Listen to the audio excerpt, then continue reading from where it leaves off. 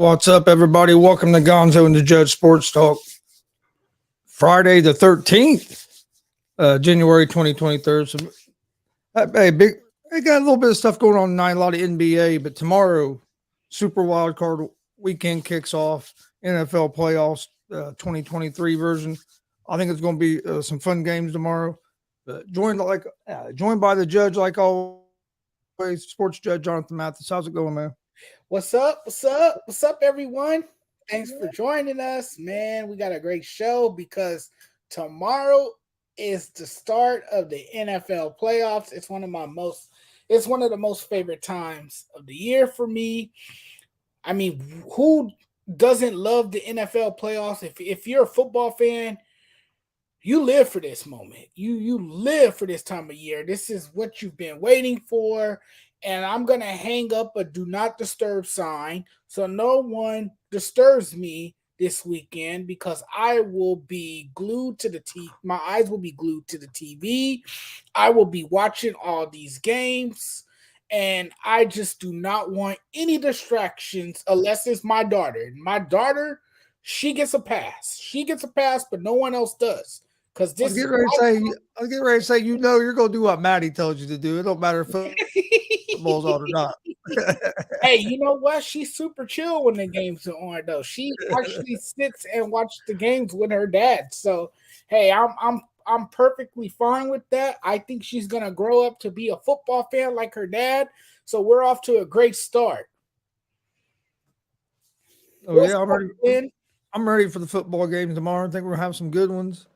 Um, Oh yeah. before we start going into each game like we usually do on Friday nights. Uh, which coaches do you think are coaching for their jobs this weekend?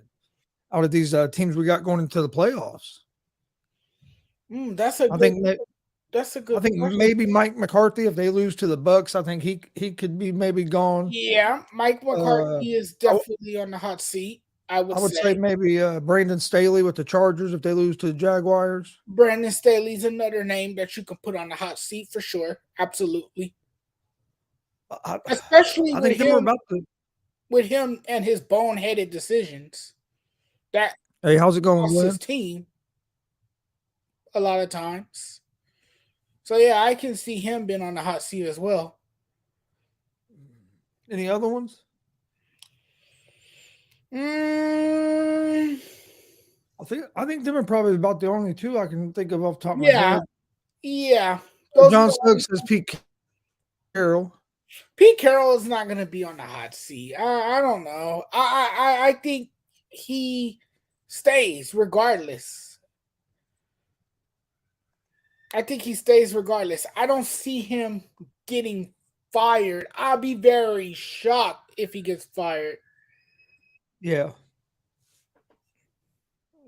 Let me see something real quick. Unless they get blown out 55-0 or something. Then maybe you can talk about him potentially being fired by the team. But I find it hard to believe that he would be fired. I just don't see that transpiring. I mean, you never know with these front offices, but I think Pete Carroll's job is safe for now.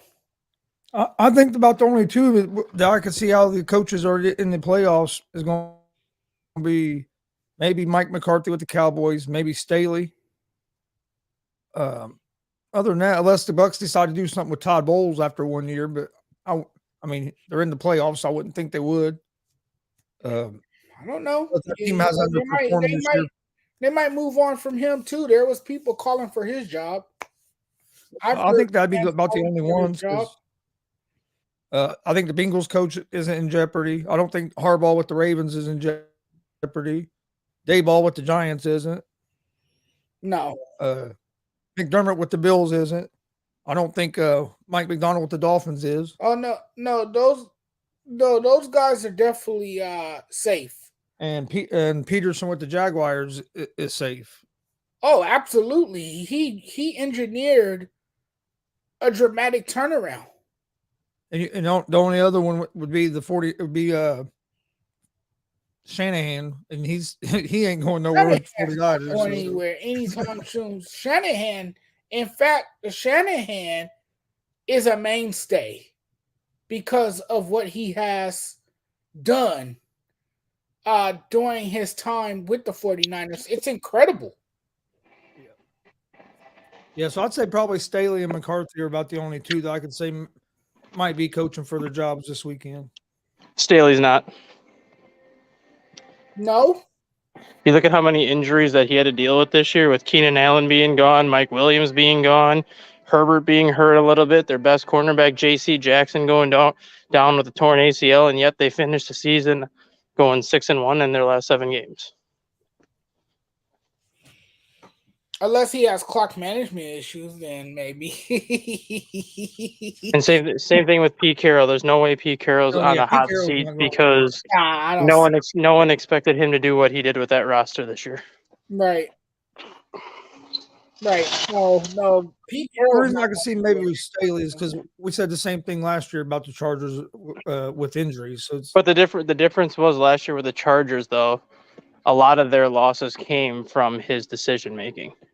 This year they went 10-7. Granted, they still lost 7 games, but 4 of those 7 losses were pretty much because they had nobody. It was Justin Herbert and nobody else.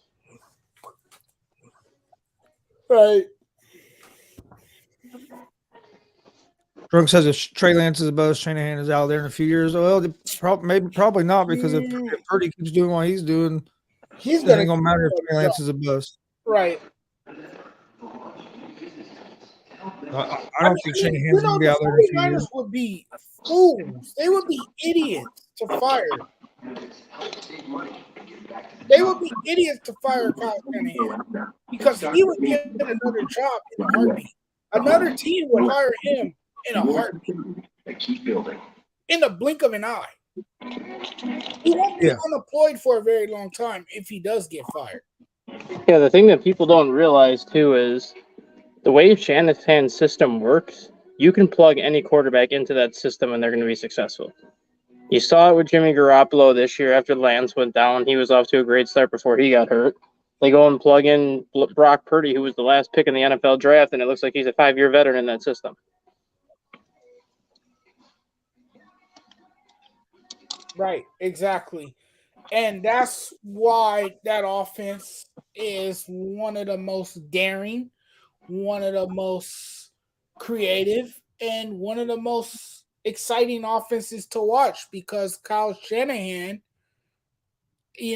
schemes very well and he has a great game plan and it just works wonders for that 49ers team, and that's why they have had the success that they've had thus far with Kyle Shanahan as the head coach.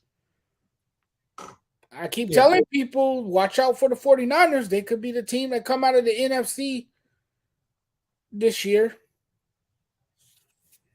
And I stay by my word. I've been saying that since they got hot, down the stretch.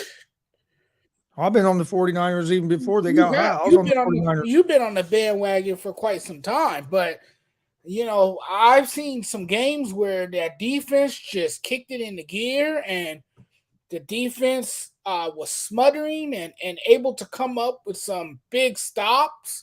They were able to give the ball back to the offense. The offense would do enough to go to work. The offense has weapons all over the field. You got guys that can create for themselves. You can space the field. You can make things happen offensively. That's how great the 49ers are. And they have a lot of dynamic playmakers on their roster as well. So it wouldn't surprise me if they go to the Super Bowl and Kyle Shanahan is not going anywhere anytime soon because the dude is a genius. He's a freaking genius. John, I thought Lovie Smith done about as good as he could do with what he had as well. It wasn't really a surprise fire to me, just because the Texans, they done the same thing last year to Coley. So, and I think they're going to do it with Josh McCown as their next coach. They've talked about it for the last couple of years. I think they're finally going to do it. Drunk says Brock Well, Purdy win you the know, Super Bowl. Will he be the 49ers Texans permanent are who QB? they are. Yeah. The Texans are who they are. It's a dumpster fire, you know, and they're going to continue to splash dumpster juice No, in the Glenn. faces of coaches because that's who they are. If they don't give coaches a chance, you know, No, they Glenn. expect overnight success, and it doesn't work like that. No, Well, Glenn. you have to I've been on that train for a while, Glenn, but not that long. you have to you have to look at the Texans owner though too now. I think he's trying to prove a point. And I hate to say it, but you look at the coach they had last year. They had David Culley as their coach last year. They have Lovie Smith as their coach this year. And you've always heard that talk over the last 5 years that African American and minority coaches have such a difficult time getting a head coaching job because for whatever reason, certain owners don't think that they deserve to have a head coaching job. And now you look at the Houston Texans situation, two African American coaches in 2 years, and they fired both of them. I think he's trying to prove a point that African Americans don't deserve a coach. That's crazy though. That's You know, insane to me. I know it's crazy, but the Houston Texans owner's crazy. Right. And you know, if you're gonna fire a black coach and then hire another black coach, and you feel that way about minorities, then why even take a shot with them? You know, Because it's an easy way out for him. Can you imagine if he would have brought it? Can you imagine if he would have brought in a guy like Jim Harbaugh or a guy like Sean Payton, and they would have had the same exact year that Lovie Smith had? Do you think Sean Payton would have got fired? Do you think Jim Harbaugh would have got fired? of course not. Exactly. It's an easy out for him to say, "Well, Lovie Smith is not the guy that we want leading our franchise to the future." Right. I don't know if I can't go that far, and I don't think that's a fair comparison. John Payton, and Jim Harbaugh to them coaches, because them coaches don't have that kind of experience yet. But I'm not saying the guy. Hey, I don't know the Houston Texas coach. I ain't seeing enough evidence for me just to accuse a guy of doing something like that.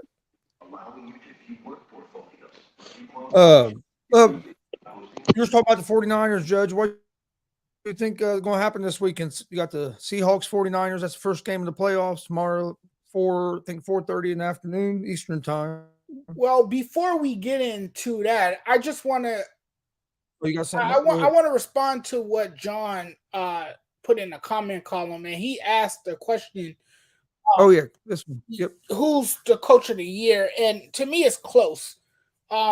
You can't diminish what Brian DeBall has accomplished with the New York Jets.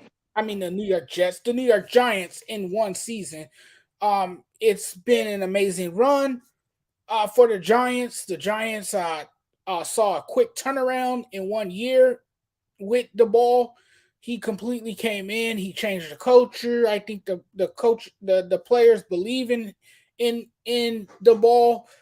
They bought into his philosophy and I think he came in and he set the expectations and his players lived up to it.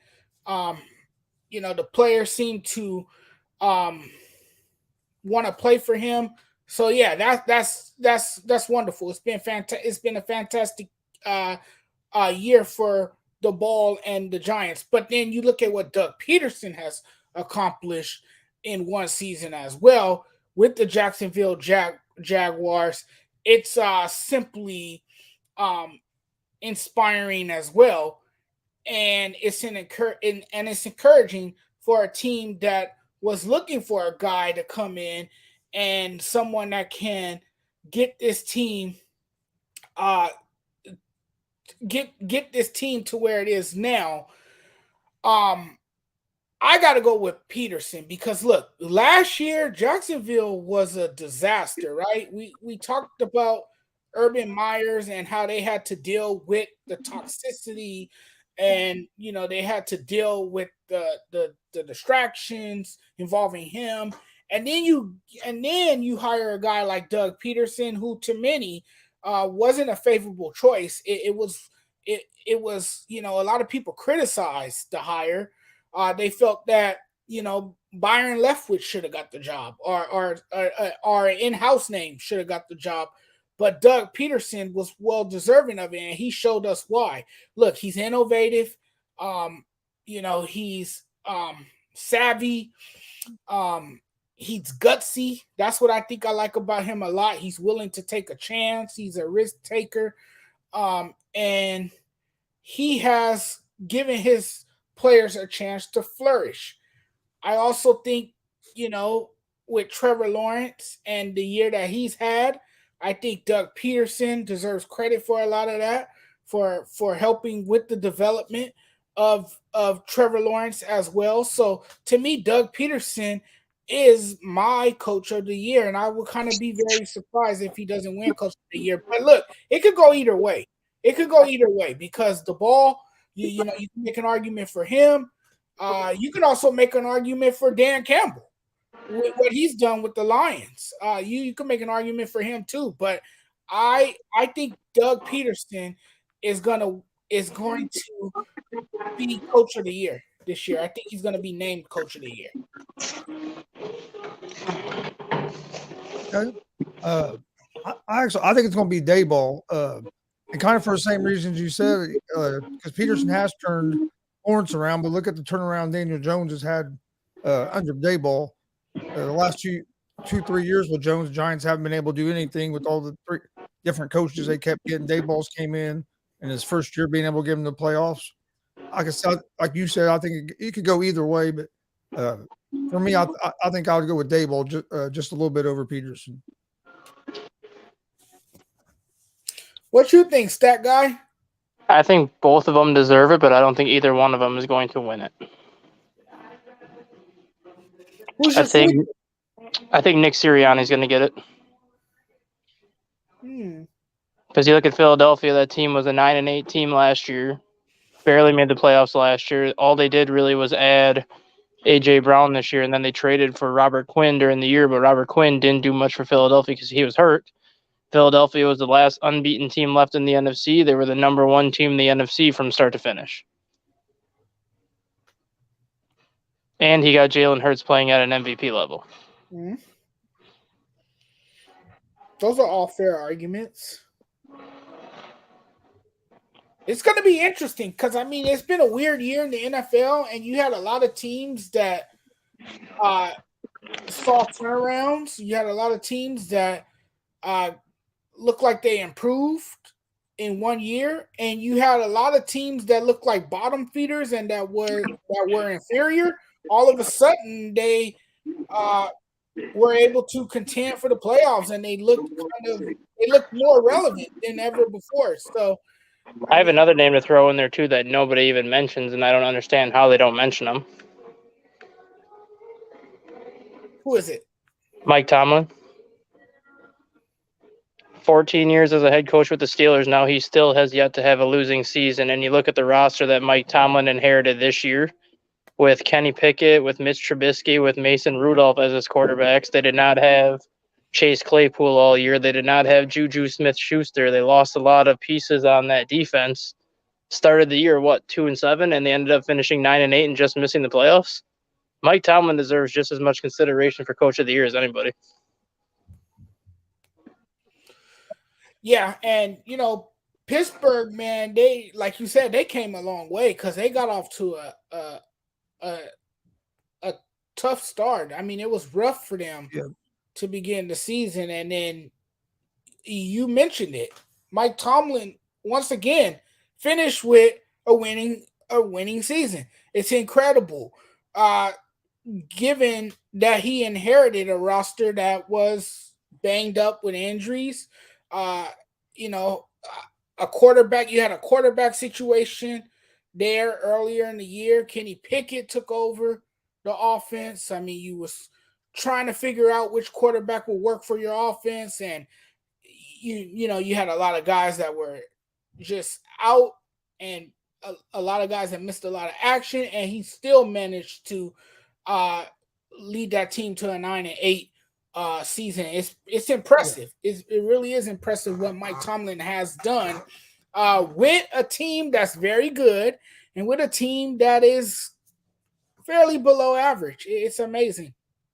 Yeah, my dad and I were talking about it, Mike Tomlin earlier in the week about how impressive it is not to have a losing season and to be able to season they had this year, be able to come back and go on a run there toward the end of the season and get back above 500.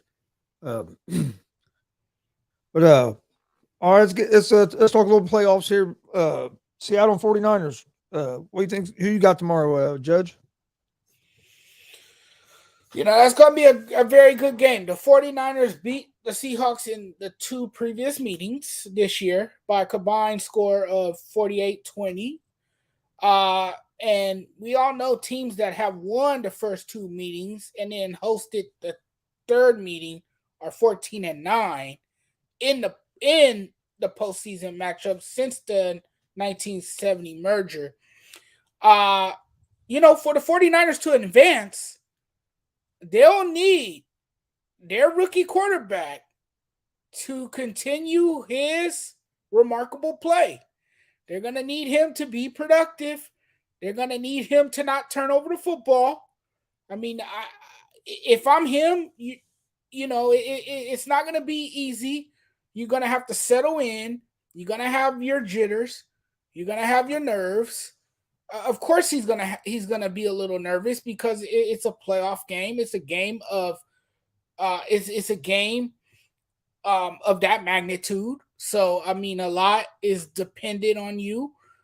There's gonna be a lot on your shoulders, but I don't think he will be too nervous out there. I don't think he will have too much butterflies in his stomach because he has a great defense behind him. So he doesn't have to get too cute.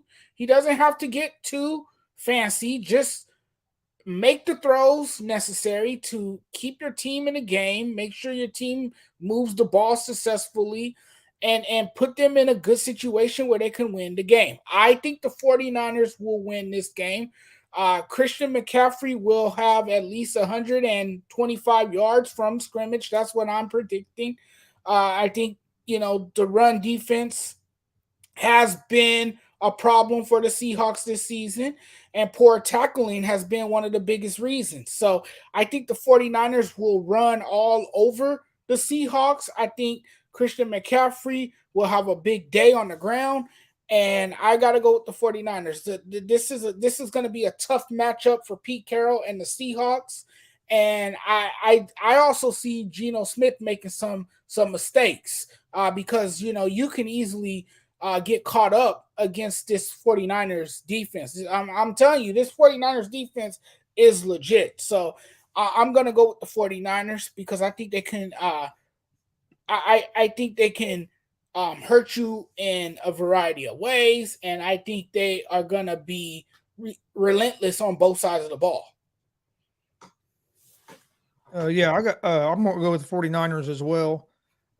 And I agree with you with that defense, but that defense needs to get back to playing like they were about 4 weeks ago. The last couple of weeks, they didn't play real great, but they're still a top level defense. And they went like 4 or 5 weeks in a row without giving up any points in the second half of games. If they play like that, they're going to be a tough out. It's going to be interesting to see how Purdy reacts during that first quarter of a playoff game, how he controls those nerves. But I think with all the weapons around him, as long as he don't try to do too much, he'll be all right. So, yeah, I like the 49ers as well over Seattle. Yeah, and the thing with Purdy is I don't think he's going to have to worry at all during the first quarter because I think it's going to be Christian McCaffrey, and then a little bit of Deebo Samuel mixed into the first quarter. Mm-hmm. I don't think Purdy throws more than 5 passes in that first quarter because I think San Francisco is going to try to set the tone right away. They always say it is tough to beat a team 3 times in 1 year, and granted that San Francisco has handled Seattle twice already this year. I think Seattle makes a game out of it, and I think Seattle does keep the game a lot closer than what most people expect. But the ultimate X factor is going to be that San Francisco defense, and it's just that defense has played at such an elite level for so long. I just don't see a way that Seattle is going to force that 49ers defense into a position that they haven't seen before. Yeah, I think it could be a pretty close game, but I just think 49ers come out on top. I agree with what you're saying.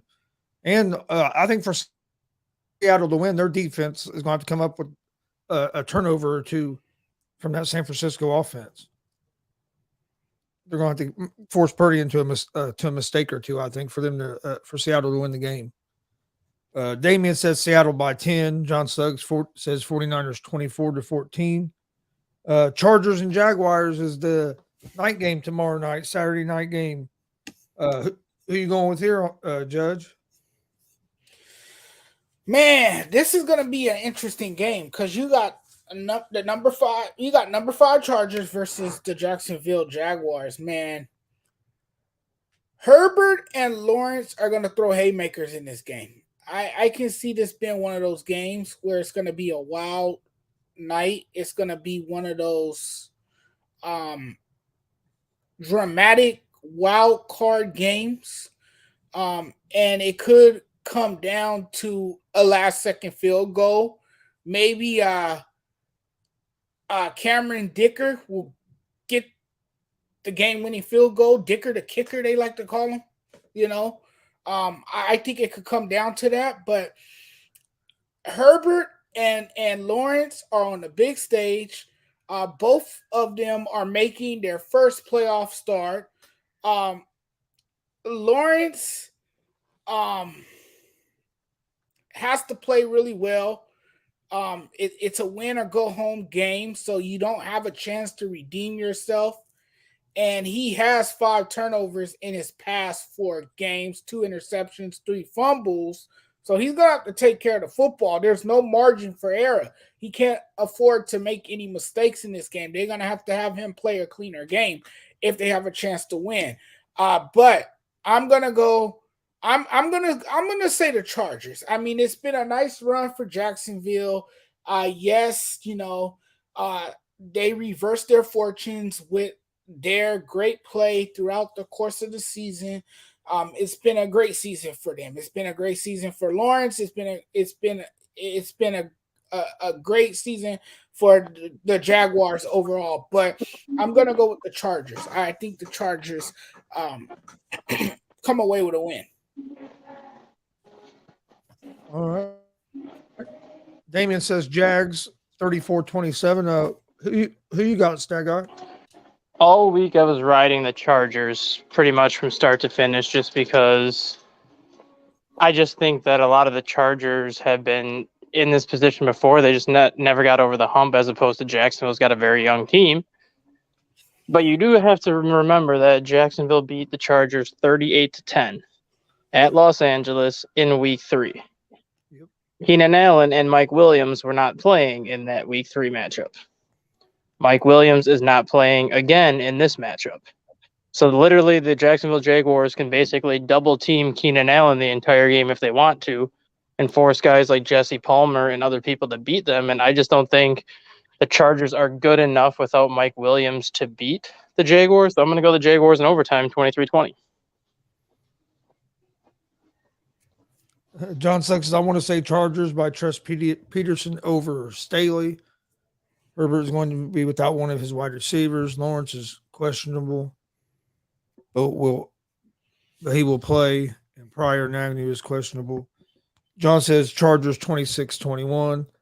What worries me about the Chargers some is Mike Williams not being there and Brandon Staley's decision making sometimes. But I kind of went back and forth on this game all week. But I'm gonna go with the Chargers. Basically, I'm trusting Justin Herbert a little bit more than Lawrence just because he has a little bit more experience. That's basically, and I think that Chargers defense has been playing a lot better here the last 2 or 3 weeks coming into the playoffs. But I'm going to go Chargers 24-21. Then Sunday, first game of the day, you get the Dolphins at the Bills. Skylar Thompson starting at quarterback for the Dolphins. Who you got, Judge? Well, the Dolphins are going into this matchup injured in a big way. For one, you don't have Tua Tagovailoa. He's being ruled out. So, you got the rookie preparing to start. You're also without running back Raheem Mostert, who will also not play after undergoing surgery on a broken thumb. So there goes your running game. The last time these two teams met, Mostert ran for 136 yards against the Bills. When the team played in Buffalo last month, and we all saw what happened. The Dolphins abandoned the run game for whatever reason. But that happened back then. The Bills are playing with heavy hearts still. They want to win it for Damar Hamlin. We all know how tragedy turned into a triumph for the Buffalo Bills, and I think the Buffalo Bills have more of a purpose now. They have more of a reason to play hard and to play for their teammate. And I think they're going to beat the Dolphins. I think the Bills are the better team, right? The Bills have Josh Allen, who to me is one of the top quarterbacks in the league, no doubt about it. And I think the Bills' offensive coordinator, Ken Dorsey, is going to take advantage of Miami's heavy usage of single high defensive alignments by getting receiver Stephon Diggs downfield on glance skinny post routes and let Josh Allen deliver some deep shots down the field, and that will be the ball game. So I'm going with the Buffalo Bills. What do you think, Stat Guy? Of all the playoff games this week, and I think this one has the best chance to be over by halftime. I mean, you don't have Tua Tagovailoa playing, and when Tua starts, Miami is 8-2 or 8-3. You don't have Teddy Bridgewater playing, and Teddy Bridgewater has already proven that he's a very capable backup that knows how to win a playoff game. But instead, you're starting a guy named Skylar Thompson, who has 2 career games under his belt, under 250 yards passing in those 2 career games with 1 touchdown and 3 interceptions. And now you're going to Buffalo, who obviously is playing with heavy hearts. They're obviously playing with much more added emotion than what they had before. I think Buffalo is just going to run them off the field, similar to what they did to New England last year in that wild card weekend where that game was pretty much over by halftime. I don't think Dolphins stand a chance in this one. I know stranger things can happen, but I'm sorry, Skylar Thompson or Josh Allen. I'm definitely going with Josh Allen in that matchup any day. And we've already seen Leslie Frazier and his ability to kind of rattle rookie quarterbacks. I think Skylar Thompson's in for a very long afternoon on Sunday. Yeah, I agree. I think actually on our sports betting show, the Bills are 13.5-point favorites, and I took the 13.5 points with the Bills. I think the Bills are going to win by at least 2 touchdowns in this game. When you have a tragedy like that, and then the way the guys recovered, that can galvanize a team. But just not even that. Especially without Tua, I think the Bills are they got more weapons. They're the more talented team, and a lot of times whoever has the best quarterback is going to win some of these playoff games. So I like the Bills big here against the Dolphins as well. Then the afternoon game on on Sunday, is the Giants at the Vikings. Vikings are 3-point favorites. Stat Guy, I'll let you go first this time since the Vikings are your team. The amount of disrespect the Vikings are getting this week is just absolutely crazy. Yes, this team is 13-4. Yes, they had a negative point differential, but they still won 13 games, and that's not by accident. They won 11 one-score games this year and were 11-0 in one-score games this year, which has never been done in NFL history. You have Kirk Cousins, 8 come-from-behind game-winning drives this year, the most in the NFL. He has 14 comeback victories the last 2 years, the most in the NFL. Another thing that nobody talks about with Kirk Cousins. If you want to beat Minnesota, you have to get them down by multiple scores early and put them away. Because if you let Minnesota hang around, they're going to find a way to win this game. And I think that's going to be the biggest takeaway from this game. I think the Giants are able to keep things close, similar like to what they did week 16 when Minnesota won on a 61-yard field goal. But if they can't put Minnesota away early, Minnesota is going to find a way to win this game, and I think Minnesota wins actually 27-17. I think the Giants keep it within 3 points most of the game, but then I think a late turnover by Daniel Jones will ultimately seal the fate of the Giants.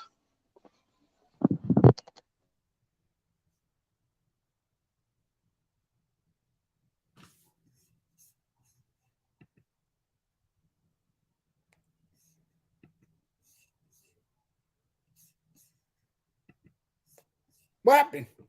I think you can go, Jonathan. Chris just put in the comments that he'll be right back. Oh, okay, yeah. Well, I'm with you. I think the Vikings are gonna pull it out this time around. I know the Giants blitzed on 43% of Cousins dropbacks in the last matchup, sacking him 4 times and hitting him on 9 other occasions. I get that. But who's gonna stop Justin Jefferson? I think he's gonna have a big game. I think he can go for 200 plus yards receiving. I think he will have a big afternoon on Sunday. The Vikings, to me, are going to win. Now, the Vikings, I know they've been a little shaky at times. Sometimes they've been unpredictable at times. And, you wonder how deep they can go into the playoffs. A lot of people talk about them getting exposed. A lot of people talk about them not being the actual playoff team. You hear all these negative things about the Vikings, but the Vikings in the wild card round this weekend, they should pull it out against the Giants. I guess a scary part to me too, and the NFL should be worried about this too. This is a team that won 13 football games, and you could argue that they have yet to play a full 60-minute game. We've seen spurts like against the Colts when they were down 33-0, and then all of a sudden the rest of the game they outscored them 39-3. We've seen spurts against the Giants too this year where they got off to like a 20-7 lead before they let the Giants back into it. Like what this team can look like when they play a full game. And the scary part is I think the closest game that they've had to a full game was against Green Bay Packers that first game of the season when they beat Green Bay 23-7. If Minnesota can play a full 60-minute game start to finish, there's not too many teams that I would pick to beat the Vikings just because they have all the offensive weapons to put up points. Granted, their defense is not that great. Their defense still is in the top 20 in points allowed. They may give up a lot of yards, but the one thing that they don't do is they don't typically give up a lot of touchdowns. They let you get into the red zone, but when you're in the red zone, most often, I think 66% of the time, teams settle for field goals. If you're allowing field goals and if you're getting touchdowns, it doesn't matter how many yards you're going to give up, you're going to win games. And that's why I just want to see what this team looks like if they can put a full 60-minute game together, because 13 wins, and with basically 12 of those 13 wins coming when you don't play a full 60-minute game, that's scary to think about. Right on. Who you got, Judge? Oh, I got the Vikings. I don't think anyone's going to be able to slow down Justin Jefferson. I think he has a big day productively, and I think, Kirk Cousins will still find a way to, get the ball off, to deliver to his receivers.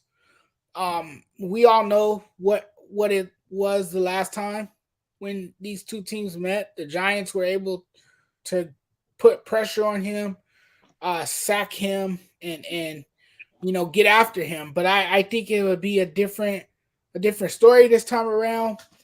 I think the Giants will keep the game close. But I think in the end, the Vikings will pull it out. Actually, I think the Giants will get off to an early. I think the Giants will get the lead early in the game, and I think the Vikings will pull off one of their magical comebacks that we've been seeing quite often this season.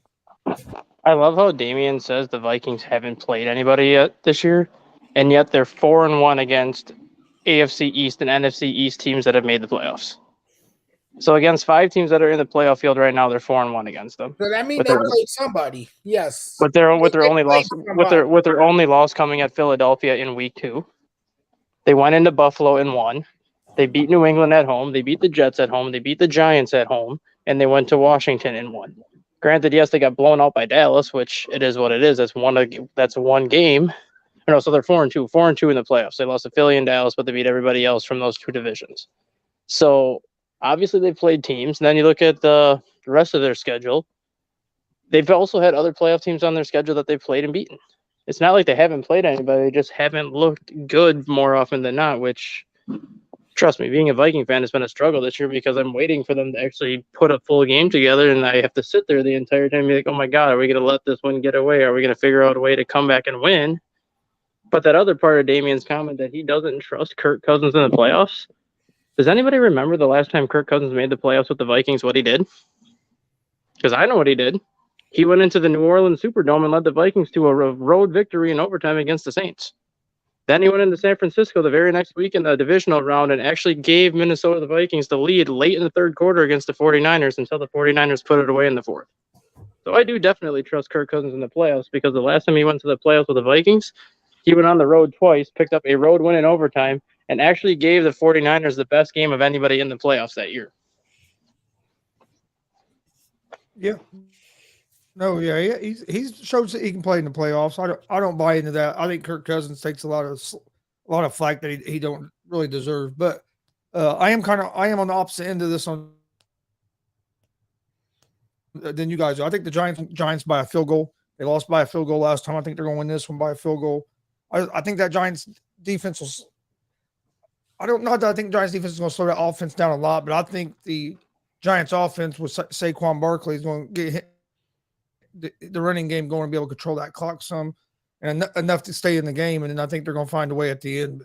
I think it's going to be probably the best. I think it has the opportunity to be the best game of the weekend. Ravens and Bengals, no Lamar Jackson. What do you think, Judge? Well, Cincinnati is looking to win playoff games in back-to-back postseasons for the first time in franchise history. Baltimore's quarterback is not going to play. Lamar Jackson is out after announcing he is recovering from a grade 2 PCL sprain. So what that means is Tyler Huntley is getting the start. I like Cincinnati in this game. Cincinnati's offense, however, will have to contend with a Baltimore defense that was revitalized. We all know about the midseason accusation of linebacker Roquan Smith, right? But I do think Joe Burrow will find a way. I mean, that's what the Bengals have been doing so well throughout the playoffs, right? They've been finding a way to come away with wins. I mean, that's been their formula, right? Is to find a way to squeeze out a victory. And they have done that down the stretch. The defense has picked it up here lately. You got Joe Burrow, cool Joe. He brings the swagger in every game, it seems. I like the Bengals. I like the Bengals to win, but it won't be easy against a Ravens team that's going to put a lot of pressure on Joe Burrow, and that's going to try to make it difficult for Joe Burrow. We all know about their offensive line woes at times, but I do think in the end, by the time it's all said and done, the Bengals will come out on top. Yeah, I like the Bengals as well. The only thing that worries me just a little bit, not that about losing, but I think the game might be a little bit closer, is because Bengals have a couple offensive linemen that have got hurt here the last couple games. But I just think the Bengals are going to be able to put up enough points, especially with no Lamar Jackson. And it might not even be Huntley. It might be Brown starting for the Ravens. They have it because Huntley's banged up as well. So, but yeah, I think the Bengals win this game. And then Monday night, that guy's back. What do you think about the Bengals Ravens? The clock on Lamar Jackson and his future in Baltimore starts now. He's not playing, and I think everyone knew that already, but it was kind of just made public yesterday that he will not be playing. It's not clear whether or not Brett Hundley is going to be playing yesterday. He did practice today. He practiced on a limited basis, but it's still not decided if he's going to play on Sunday. So without those two, what chance does Baltimore really have against Cincinnati, who's got the longest winning streak in the AFC right now, who's peaking at the right time, who's looking like the Cincinnati team that made the Super Bowl last year. I kind of put it in a similar situation to Miami right now. I don't think they stand much of a chance against Cincinnati without Lamar Jackson playing. And honestly, I don't think anybody really cares because should Buffalo and Cincinnati both win, we're going to get the matchup that we didn't get to see 2 weeks ago. Yeah. Yep. No, I think that's what's going to happen as well.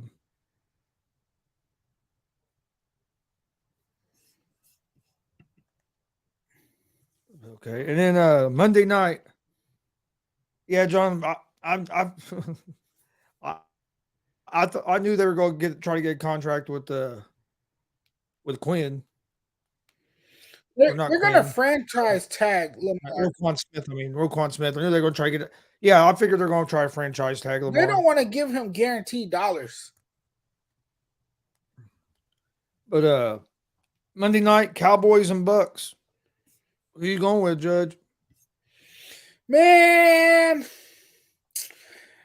I'm going to come out and say it like this, man. I know I'm going to hurt the feelings of Cowboys fans. I know Cowboy fans might come after me for this, but I can't trust in Dak Prescott. I just can't. I feel like he's going to make a mistake, in a crucial moment of the game. And so I'm going to have to go with the Bucks, man. I think the Bucks come away with a low-scoring victory in this one. And the Bucks defense has held the Cowboys to just 71 rushing yards in week 1. I know that was a long time ago, but still, I don't know. The Cowboys, to me, man, they're just too one-dimensional. They rely too much on Dak Prescott. They need to run the football more, particularly against the Bucks, but they're not going to do that knowing the Dallas Cowboys because they like to go through the air with Dak Prescott. And Dak Prescott, to me, is going to throw another pick, most likely a pick 6, because that's been that has been the case for him this season. And I seen that Twitter post that showed the Cowboys winning and losing pattern, and I'm not buying it this time. I think the Cowboys still lose this game. I don't see the Cowboys beating the Buccaneers, but I will say this: Brady and the Bucks will survive the first round, but after that, they're done. Yeah, Davian says Bucks 50-14. I don't know about that. I don't know if the Bucks. No, it won't be now. That's crazy. No, it won't be. I don't think the Bucks are capable of scoring 50 points this season. The way that their offenses look, but I gotta agree with you, Judge. I'm going with the Bucks and Tom Brady in this game. Earlier in the year, I was behind Dallas. I thought the way that defense was playing, I thought they were going to go deep into the playoffs. But last 3 or 4 weeks, they haven't played well. I mean, they got manhandled last week by a Washington team starting a third-string quarterback. Barely beat the Texans. They're kind of stumbling into the playoffs. Since Dak Prescott's came back, he leads the league in interceptions. So they're not really, like Stat Guy said, the Bengals are peaking at the right time. The Cowboys haven't peaked at the right time. And not that the Bucks have, but the last 2 or 3 weeks have been all win or go home games for the Bucks. So I think the Bucks are going to win a low-scoring game, but I like the Bucks here. I trust in Tom Brady a little bit more than Dak Prescott. What do you think, Stat Guy? I'm actually picking Dallas in this one. And I said this last week when the playoff brackets were revealed and you saw who was playing who. Regardless of where Dallas is sitting right now seed-wise, they have the easiest path to get to the Super Bowl in the NFC. They get the worst team in the NFC in the first round in Tampa Bay, which, yes, it is in Tampa Bay. Tampa Bay did beat Dallas 19-3 earlier this season, but that was the game that Dak Prescott got hurt.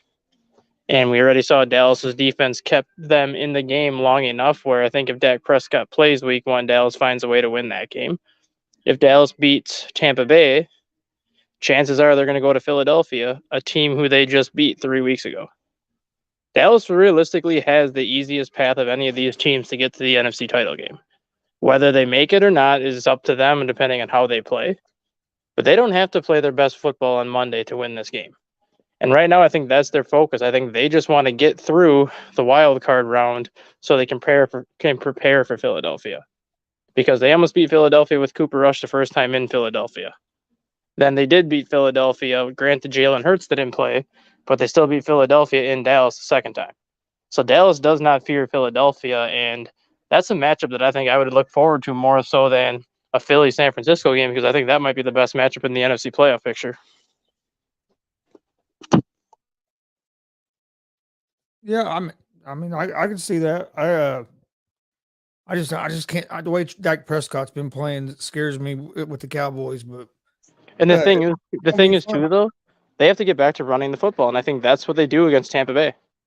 I don't think they're going to let Dak Prescott throw 40 to 45 times against Tampa Bay. I think they're going to feed the ball to Tony Pollard and Ezekiel Elliott a lot to wear down that Tampa Bay defense. And then when they need Dak Prescott to pass, I think they're going to let him. I just don't think they're going to let him throw 45 times against Tampa Bay. Well, I hope you're right. I hope they don't do that, because then that will be a way of self-destruction if they do that. You know, that's what they need to do, is run the ball. But I don't know if Mike McCarthy's going to do that. I don't know if Kellen Moore is going to do that, because Kellen Moore's play calling sometimes is so damn questionable. I'm sitting there wondering, like, why the heck did you do that? Why did you call that play? You know, so yes, I think they do need to get back to running the football, but are they going to do that? That's another question. That remains to be seen. We won't know until Monday night. All right, Judge. Was there anything else you wanted to hit on that we haven't hit on? I'm ready for tomorrow. I'm ready. I'm fired up for tomorrow. The games are going to be good. I will have my short takes. I will have my predictions. I'm all ready for tomorrow. The games are going to be good. I will be here at home watching all of those games tomorrow. Watching those two games tomorrow. It's going to be a rainy, wet day here in Southern California, so I'm going to stay inside where it's warm and cozy. I'm going to have my blanket. I'm going to have some food. I'm going to have some What's the temperature there? Like in the 50s.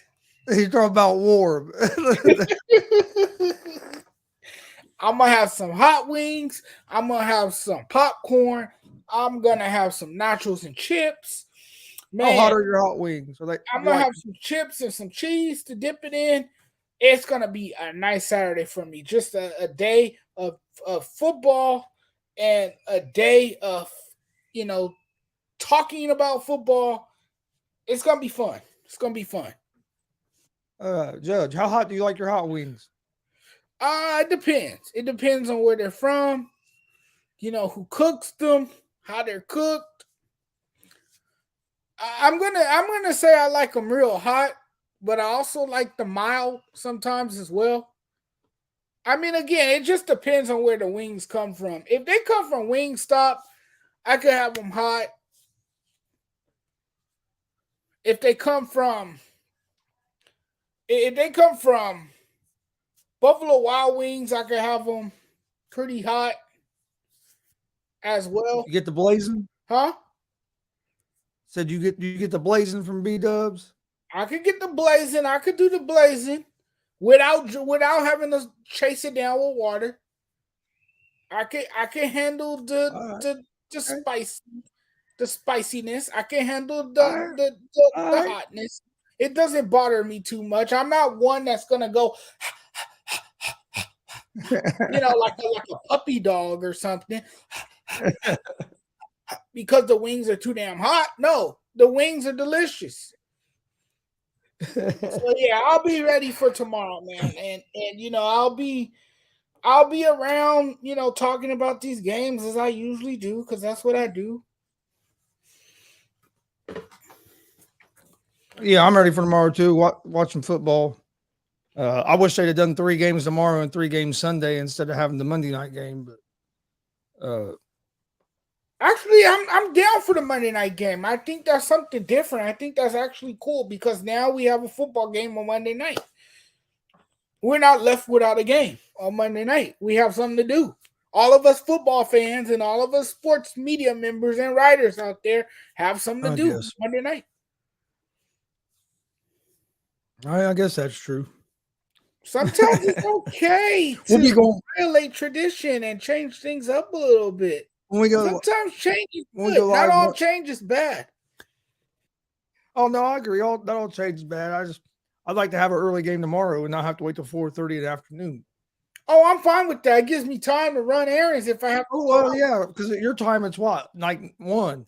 Yeah, that gives me 1:30, plenty of right? time in California to run See, my errands. time it's 4:30 in the afternoon, so I got to wait all already long. But like I said, I don't plan on going anywhere today. I did everything I had to do today.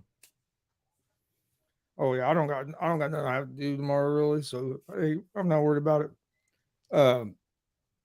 Monday night we'll be live as that game's getting close to probably ending. So, Stat Guy, you got anything before we get out of here? Not really, just kind of on the same page as you guys, where I'm just waiting for football to start tomorrow. Hopefully, we at least get some good games because with the injuries to a few of those teams, I think a couple of those games could get ugly. But it is playoff football, and that always seems to mean that there's a lot of good games that come from it. So hopefully that's the case once again. Yeah, I mean, just think about the playoffs last year. How things went and shocked a lot of us. So, I'm ready to see what this year brings. But we appreciate everybody watching. Please hit that subscribe button on YouTube at Gonzo Sports Room, at the Sports Judge, and at the All Sports All Plays Network. Like and follow us Facebook, Twitch, Twitter, Instagram. All at Gonzo Sports Room, All Sports All Plays. Sports Judges on Facebook and everything as well. We appreciate everybody watching. We'll be back on Monday, 11 p.m. Eastern, with another episode of Gonzo and the Judge Sports Talk. Everybody have a safe weekend. Enjoy your playoff football, and we'll see you Monday night.